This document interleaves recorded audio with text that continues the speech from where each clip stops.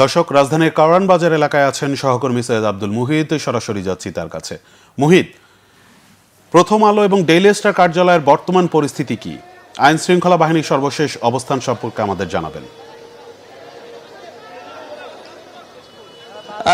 রাহান, আপনাকে একটু যদি দেখাই যে এনসিপি যারা ঊর্ধ্বতন দায়িত্বে আছেন, বিশেষ করে আসিফ মাহমুদ সজীব ভুঁইয়া, এনসিপির আহ্বায়ক নাহিদ ইসলাম, মাহফুজ আলম, নাসিরউদ্দিন পাটোয়ারি, তা কিন্তু আপনি দেখতে পাচ্ছেন এই ডেইলি স্টার ভবনে তারা এসেছেন। এসে তারা সেনাবাহিনীর ঊর্ধ্বতন কর্মকর্তাদের সাথে কথা বলেছেন। তৌহিদি জনতা, ছাত্র জনতা যারা এখানে আন্দোলন বিক্ষোভ করছিলেন তাদের সাথে কথা বলেছেন। আমরা নাসিরউদ্দিন পাটোয়ারি যখন গণমাধ্যমের সাথে কথা বলছিলেন তখন তিনি সতর্ক করে দিয়েছেন, যারা আন্দোলন করছিলেন তাদেরকে সতর্ক করে বলেছেন কোনোভাবেই যাতে কোনো সাংবাদিক লাঞ্ছিত না হয়, হেনস্থার শিকার না হয়, সে ব্যাপারে সতর্ক থাকতে। তবে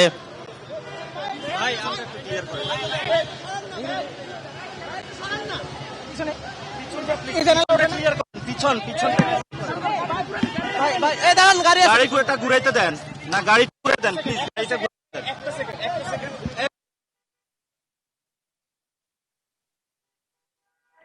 আমরা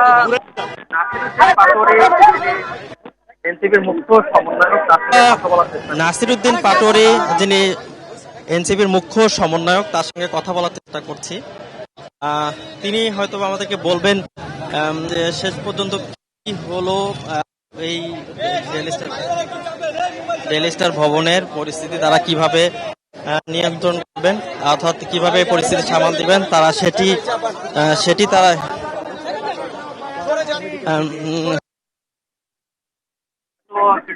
মধ্যে ডেইলি স্টার ভবনের আমরা সেটি দেখতে পাবো যে সেই পরিস্থিতির হয়তো বা নিরসন হয়ে যাবে। তবে গণমাধ্যমের সাথে নিরসন হয়ে যাবে। তবে গণমাধ্যমের সাথে নাসিরউদ্দিন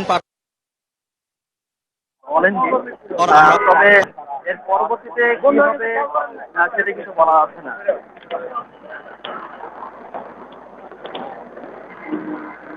তবে ডেইলি স্টার ভবনে যেটি আমরা লক্ষ্য করেছি যে সেনাবাহিনী, তবে ডেইলি স্টার ভবনে যেটি আমরা লক্ষ্য করেছি যে সেনাবাহিনী তারা তাদের যে অবস্থান সেটি এখন পর্যন্ত শক্ত অবস্থানে রয়েছে।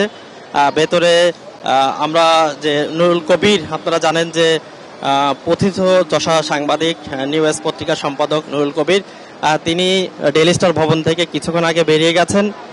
সেই সাথে আলোকচিত্রী শহীদুল ইসলাম, তিনি এই ভবনে এসেছিলেন, ডেইলি স্টার ভবনটিতে ঘুরে দেখেছেন। কি দেখেছেন সেটি যেমন তার কাছ থেকে আমরা শুনতে পারিনি বা জানতে পারিনি। পুরো ভবনে যেহেতু ইলেকট্রিসিটি বন্ধ রয়েছে, তারা কি পর্যবেক্ষণ করেছেন সেটাও আমরা তার কাছ থেকে জানতে পারিনি। তবে এখন এই ভবনের আমরা এখন দেখতে পাচ্ছি যে পুলিশ, সেনাবাহিনী, বিজিবির পাশাপাশি পুলিশের অবস্থান। ভেতরে যারা কিছুক্ষণ আগেও আন্দোলন বা বিক্ষোভ করছিলেন দাবির পক্ষে, তাদেরকে গেটে দেখা যাচ্ছে না।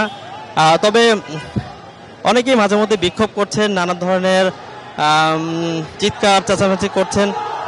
হ্যাঁ, আপনি শুনতে পাচ্ছেন যে নানান ধরনের কথা, উচ্চ বাক্য বিনিময় হচ্ছে, সেটি সামাল দেওয়ার চেষ্টা করছেন কারা। তবে যখন 10:30টার দিকে এই ভবনে আগুন লাগার বা অগ্নিসংযোগের ঘটনা ঘটে, আমরা দেখতে পাচ্ছি যে একজন, দুইজন, তিনজনকে উদ্দেশ্য করে ভুয়া ভুয়া বলে চিৎকার করা হচ্ছে। তবে কারা আমরা এখনো জানি না, তারা কারা এখানে এসেছেন, কেন এসেছেন। তবে সেই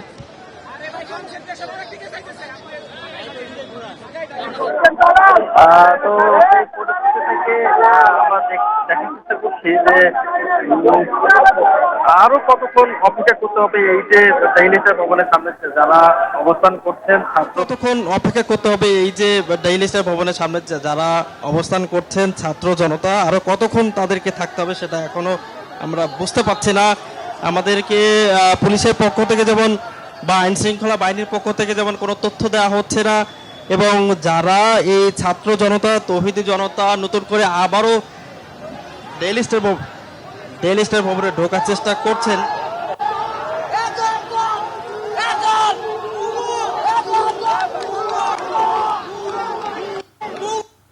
ডেইলি স্টার ভবনে ঢোকার চেষ্টা করছে, তাদের তো দিচ্ছে নিশ্চিত হওয়া যাচ্ছে না।